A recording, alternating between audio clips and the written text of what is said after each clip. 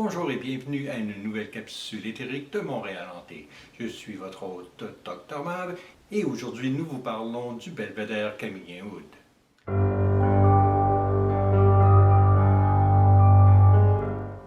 Montréal Hanté offre chaque samedi des capsules en anglais et en français sur des phénomènes de hantise de Montréal et de la région. Pour en savoir plus sur l'organisation fondée par Donovan King, vous pouvez suivre les liens dans la description.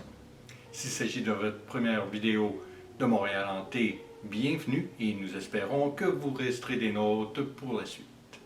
Et maintenant, parlons fantômes.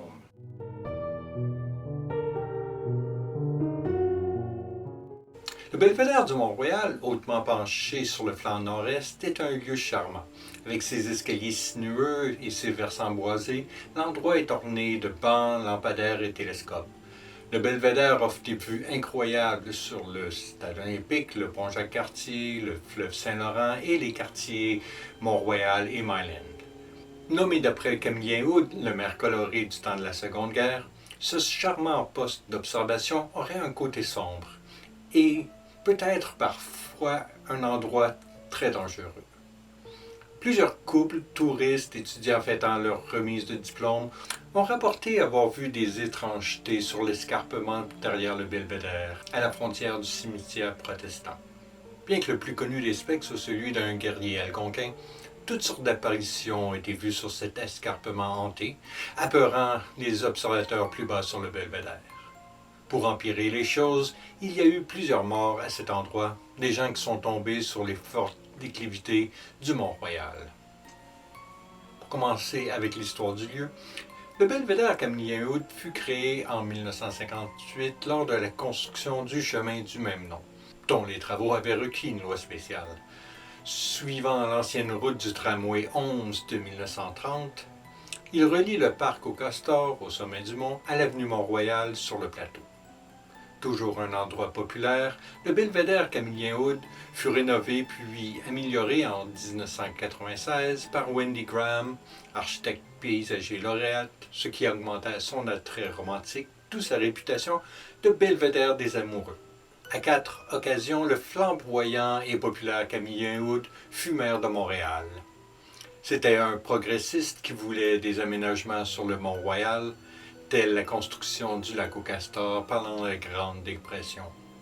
Personnage toujours coloré, on s'en souvient affectueusement pour ses expressions comme « Aussi longtemps qu'on gardera l'équilibre entre la prière et le péché, on ne sombrera jamais dans la cruauté. » Aussi, Wood avait un côté rebelle, et le 2 août 1940, le maire controversé de Montréal pressa publiquement les hommes du Québec d'ignorer la conscription obligatoire pour la Seconde Guerre mondiale, imposée par le gouvernement fédéral. 3 jours plus tard, il est arrêté par la Gendarmerie royale pour sédition et envoyé au camp d'internement de Petawawa en Ontario, puis à Minto au Nouveau-Brunswick, jusqu'à sa libération 4 ans plus tard, le 8 août 1944.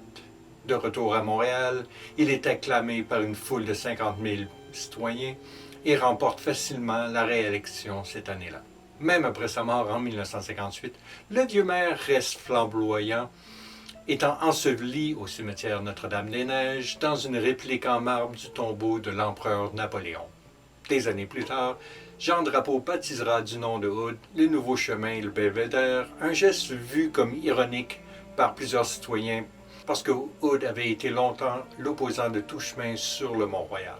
Le belvédère Camillien Wood est situé au pied d'un versant inquiétant, au sommet duquel se trouve le cimetière protestant du Mont-Royal. Sur le Mont-Royal, le cimetière protestant de 165 acres, créé en 1852, fut conçu en tant que beau jardin et cimetière sacré. Comme il est hautement perché sur le mont, il a été décrit comme la ville des morts qui surplombe celle des vivants.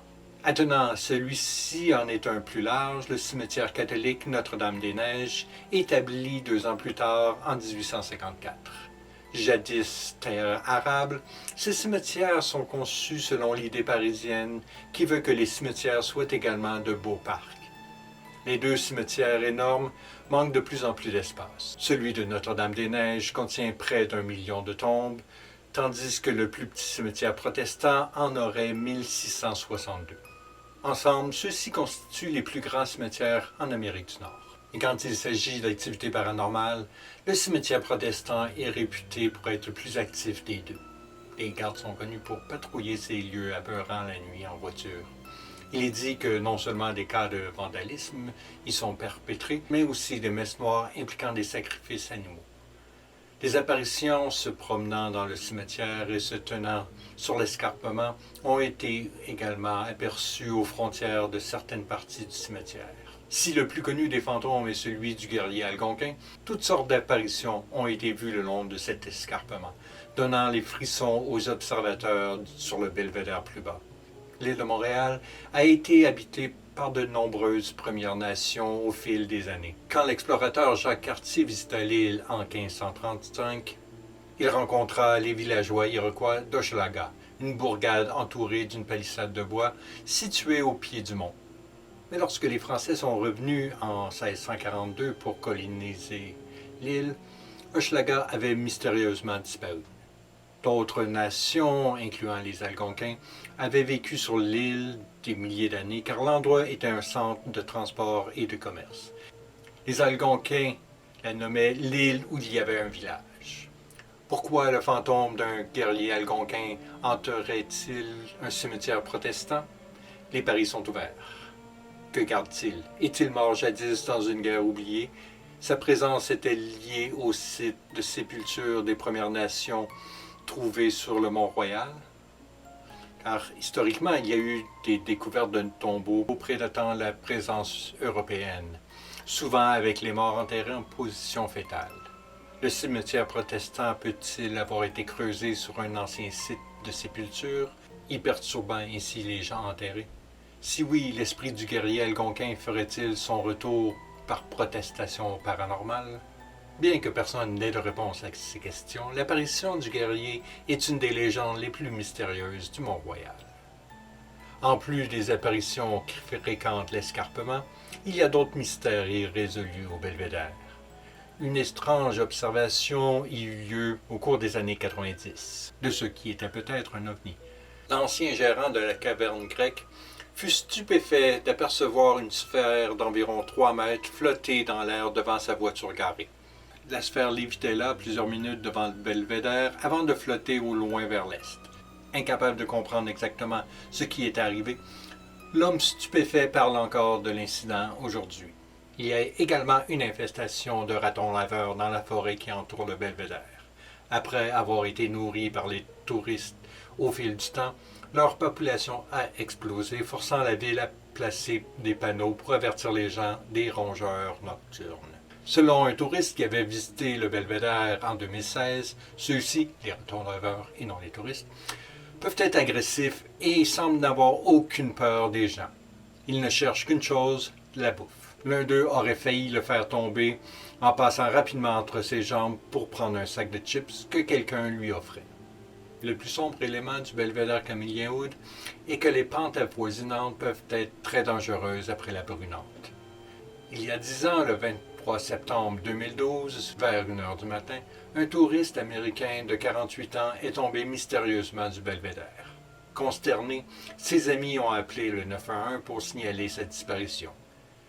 Les pompiers munis d'équipements d'escalade ont été envoyés sur les pentes dangereuses et y ont trouvé le corps de l'homme au pied d'un arbre.